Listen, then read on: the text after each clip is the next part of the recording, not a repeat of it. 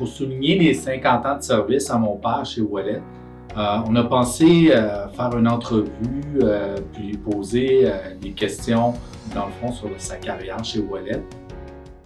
Ma première question à mon père, c'est qu'est-ce qui a fait en sorte que la famille Beaulieu a décidé d'investir dans Ouellet, puis qu'est-ce qui a amené la famille qui était active à Québec de travailler avec M. Ouellet?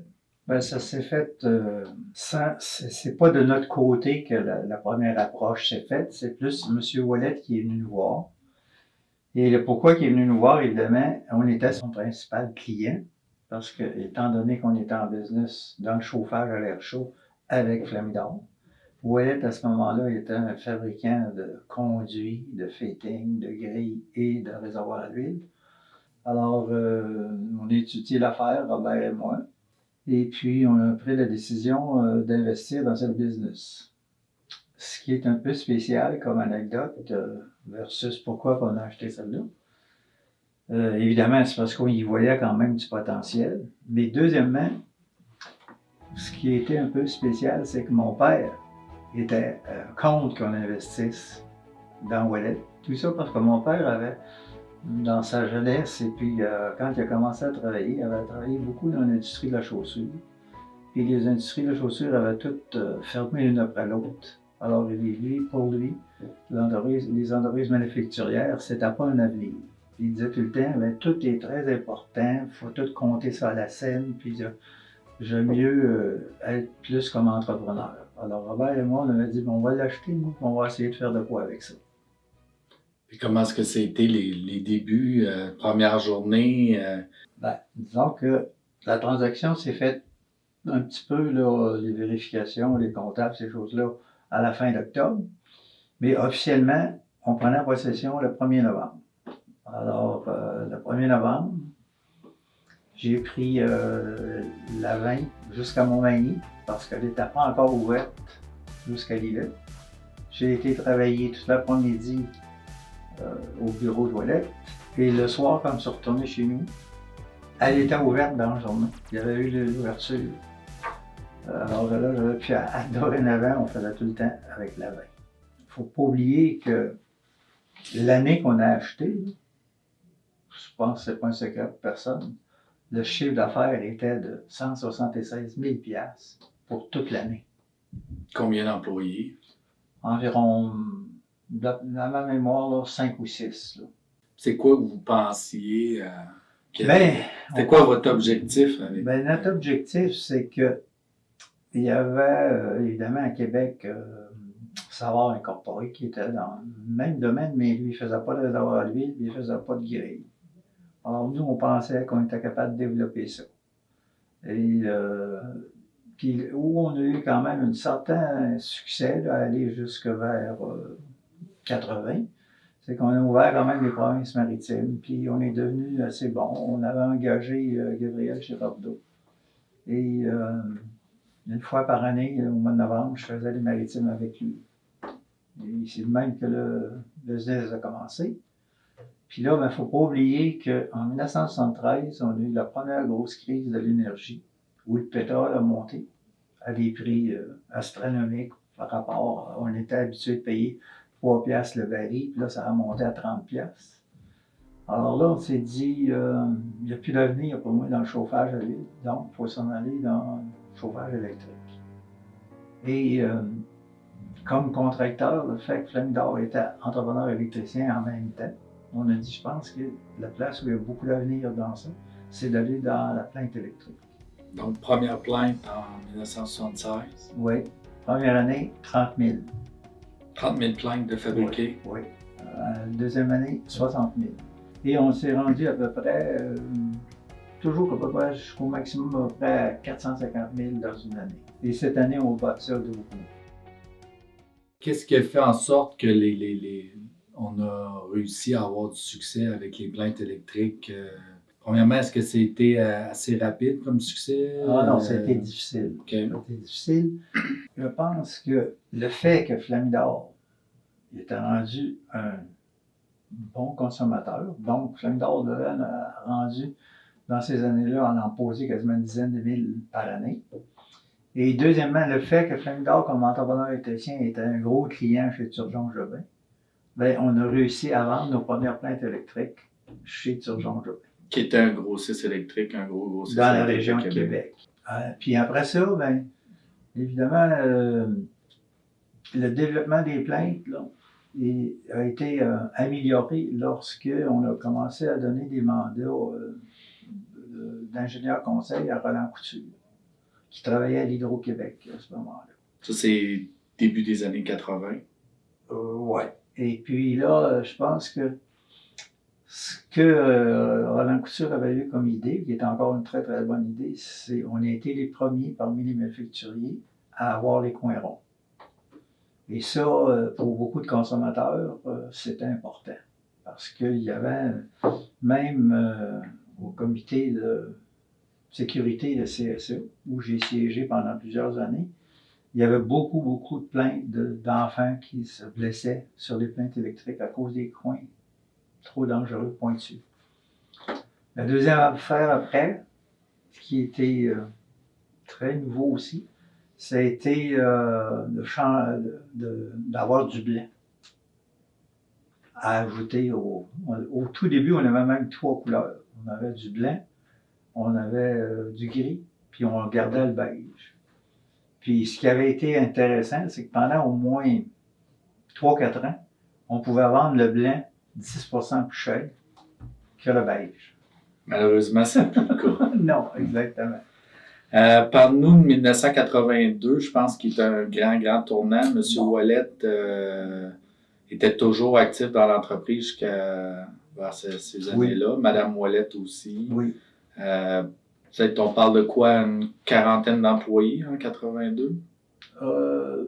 Disons plus dans les années, là, mettons, 78, 79, parce qu'en 82, où il y a eu une très grosse récession, des taux d'intérêt qui ont monté jusqu'à 22%, on a baissé à 5 employés. Et la question était une nouvelle question, c'est avec Robert et moi, c'est est-ce que on met la clé dans la porte parce que c'est trop difficile ou on réinvestit? Et on a eu la chance d'avoir un monsieur qui s'occupait de l'industrie et commerce pour la grande région de Montmagny, un monsieur Martin Caron. Puis il est venu nous voir, il nous a dit il n'est pas question qu'on ait de ferme. Moi, j'y tiens. Vous allez passer à travers de ça. On a un programme de subvention. Alors, les conditions, c'était que le gouvernement nous ferait une subvention de 170 000 $ à la condition qu'on réinvestisse 170 et qu'on inclue au moins 5 de nos employés comme actionnaires avec nous. Alors, c'était fait. C'était une opération assez difficile parce que Robert et moi, il fallait emprunter chacun 75 000 $. Ouais, vous n'aviez pas l'argent. On n'avait pas l'argent disponible. Alors, il a fallu qu'on hypothèque. J'hypothèque ma maison qui est à payer. En tout cas, tout ça s'est bien réglé. À un moment donné, on a fait l'investissement. Et les employés, il fallait qu'ils investissent chacun 5 000. Ce sont des noms que beaucoup d'employés connaissent. C'est Régent Lisotte, Gérald Saint-Pierre, Philippe Lemieux et Roland Couture. Et le gouvernement nous a donné cette subvention-là et c'était convenu qu'au bout de 5 ans, si tout allait bien, puis on n'avait pas besoin de le rembourser. C'est un prêt, mais sous forme de subvention en même temps. Et je peux vous dire que de cette date-là jusqu'à aujourd'hui, on n'a jamais eu de trouble de finances depuis ce temps-là. Puis parallèlement à ça, il y a beaucoup de compétiteurs qui, eux, ont vécu des difficultés, qui s'en sont pas remis de 1980. Oui, bien, disons, évidemment, il ne faut pas oublier là, que si on monte à 1976, puis on est rendu à 82 après, au tout début, quand on a commencé dans les plaintes électriques, on était à 14 fabricants au Canada. Et aujourd'hui, on est 2,5. Fait que, il y a eu beaucoup de fermetures. C'est Westinghouse a fermé, White Star a fermé, Fédéral Pionnier, en tout cas, je peux tout vous les nommer encore. Puis Wallet a survécu à cette tempête-là, puis il devenait toujours un petit peu plus fort. Ça a créé des opportunités. Oui. Puis il faut dire que dans ces années-là, les grossistes en électricité exigeaient tout le temps d'avoir 2 lignes. Ce qui n'est plus le cas. Aujourd'hui, il n'y a rien qu'une ligne, tout le monde vit très bien. Et l'autre chose qu'il ne faut pas oublier, que j'ai oublié de mentionner, c'est que de 82 à 90, là, on sortait un nouveau produit, au moins presque à tous les ans, des fois 2. Alors, plus ça allait, plus on avait une ligne complète. Parce que, bien que les plaintes, c'était difficile, nos compétiteurs pouvaient baisser les prix sur les plaintes et faire des profits sur les autres produits. Parce que nous, on avait c'était plus tough. Un catalogue Wallet 82, c'était peut-être 4 ou 5 pages. Ouais. Puis là, vous avez rentré un ingénieur, vers 81, 82. Oui. Martin est arrivé dans l'entreprise en 86. Oui. Alors, il y a vraiment eu un rythme de développement de produits qui au moins presque 2 à tous les ans là, pour en finir à avoir une ligne où j'ai examiné justement un catalogue d'une couple de semaines. Alors, on n'en a pas, c'est combien? On a quasiment une centaine de pages. Facilement, oui. Puis, un moment charnière, je dirais, c'est 1990, parce que là, Wallet, qui était un peu la petite filiale, Flamidor était la maison mère, mais là, 90, bon, il y a un revirement. Oui, ça, c'est le 1er août 1989. Robert et moi, on a décidé de vendre Flamidor et de concentrer nos efforts à 100% chez Wallet Canada. Et évidemment, ça fait qu'on avait 2 puissants qui à plein temps. Ça a changé encore plus. On pouvait faire plus de visites, plus de contacts. Puis là, Robert s'est installé lui beaucoup sur la vente. Et moi, j'étais plus concentré au bureau. Puis là, on a continué une belle progression. 90, on était peut-être rendu à quoi? 80 employés environ. Oui. Puis là, l'entreprise a pratiquement doublé dans les 10 années suivantes de l'arrivée, de votre arrivée à temps plein. Puis là est arrivé 2001, qui était un autre moment charnière. Je ne sais pas si on peut le qualifier de difficile, mais il y a eu des grosses décisions à prendre. Là. C'était pas une année qui était difficile, c'est que en 2000, on avait eu une offre pour vendre au groupe Dimplex d'aujourd'hui, au Chromalox dans le temps. Puis Puis là, j'avais dit à Robert, moi, écoute, on n'a pas acheté ni travaillé tout ça pour vendre l'entreprise. Moi, j'ai des enfants, puis je vais la garder pour eux autres. Robert a répondu évidemment la même chose.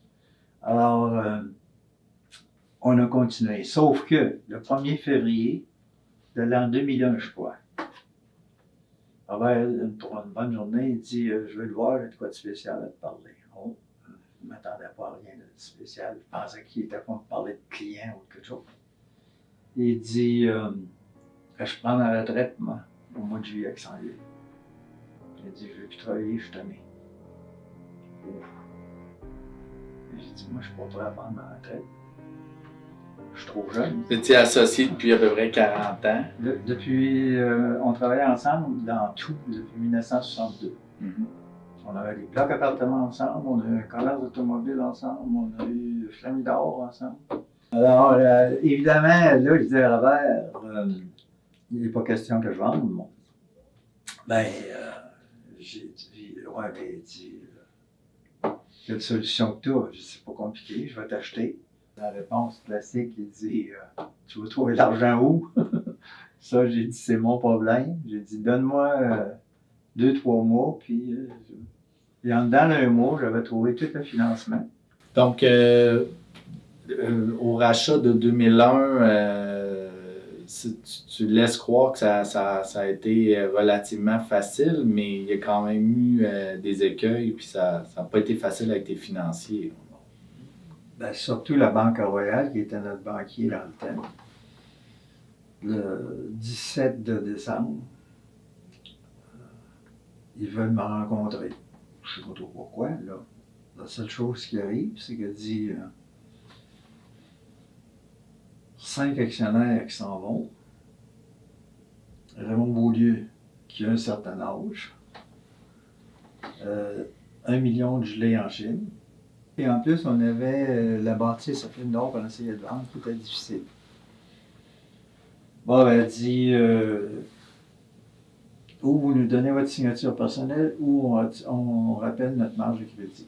Bon, j'ai dit écoute, j'ai pas tout fait ça là, pour me sauver. Là. Amène tes papiers, je vais te les signer. Alors j'ai endossé. Évidemment, ça a été une période des fêtes de Noël qui m'a rendu un peu plus pensé ou un peu plus. Ouais, puis c'était pas un endossement de 10 000 $. Non. On parlait d'une marge de crédit de 5 millions dans le temps. Fait que si Wallet y passait, tu y passais aussi. Oui, ma chemise était au jeu. Puis en plus de la signature. Mais ce qui a bien été, on n'a pas arrêté de prendre beaucoup d'expansion. On a récupéré l'argent de la Chine après, on va finir par voir la bâtisse. Alors tout s'est bien découvert, à un point que 4 ans après, j'ai été capable de rembourser Robert au complet et les autres aussi. Wallet est embarqué sur une lancée. Le marché de la construction au Québec après 2001 a vraiment explosé. Les ventes ont pratiquement doublé en dedans de l'espace de 4-5 ans. Donc, si on regarde le passé, les 50 dernières années, il y a eu 2001, 82. Est-ce qu'il y a d'autres moments qui te restent comme étant... c'est quoi que tu as trouvé le plus difficile dans les 50 années? Ton plus grand défi va avoir été quoi? Bien, ça a toujours été le même, c'était de développer le marché. Nous, ce qui était important, et Robert avait la même politique que moi, c'est qu'il faut s'occuper de nos clients, il faut développer des nouveaux clients, il faut avoir toujours de la nouvelle clientèle. Alors, c'est ça qui étaient nos efforts continuels.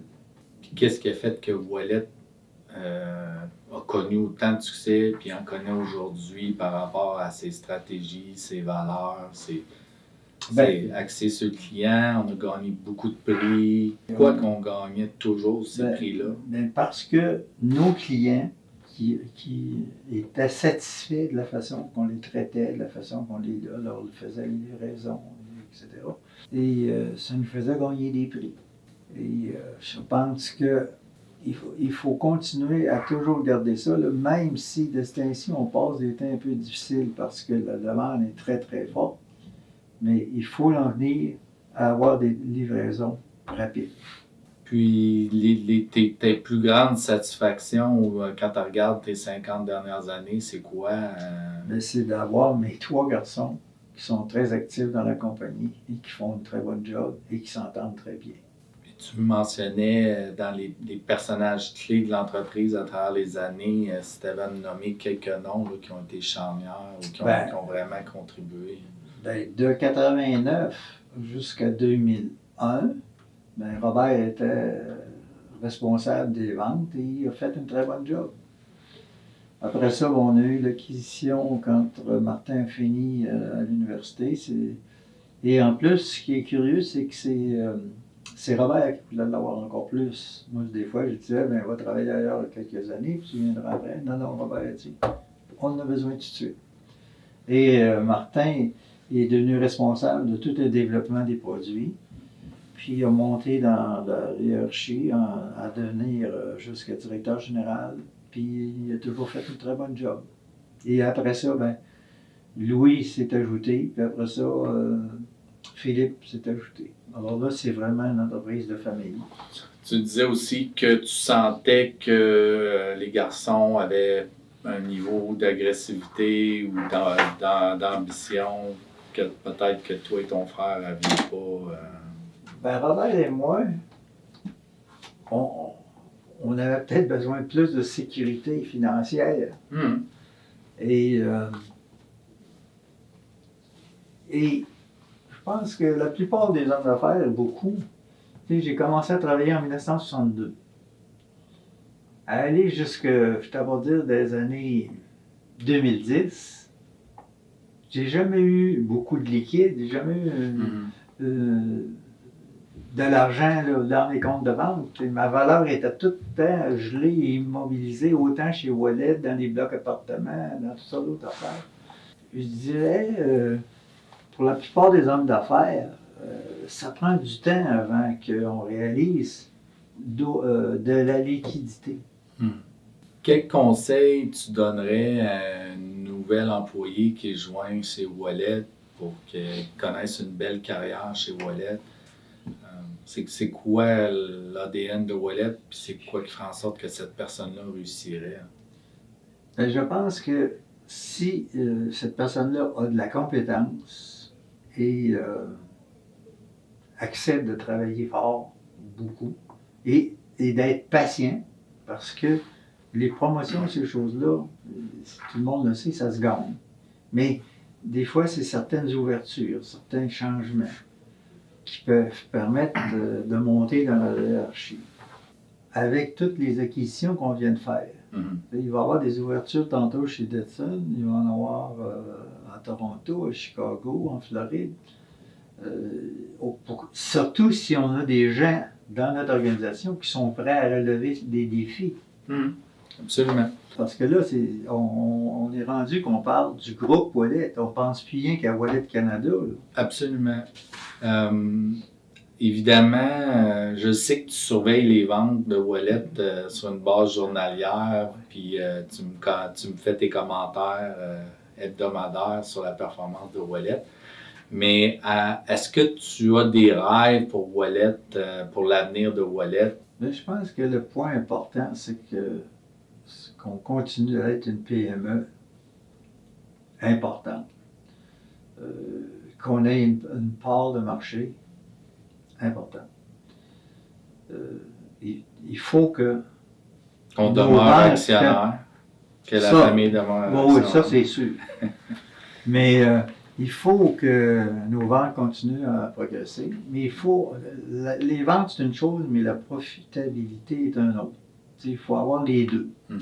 Évidemment, c'est sûr que tant et aussi longtemps que la famille Beaulieu va pouvoir rester propriétaire, peut-être pas rien qu'à 100%, peut-être pas toujours à 100%, ça peut être mais je pense qu'on a besoin de continuer à progresser.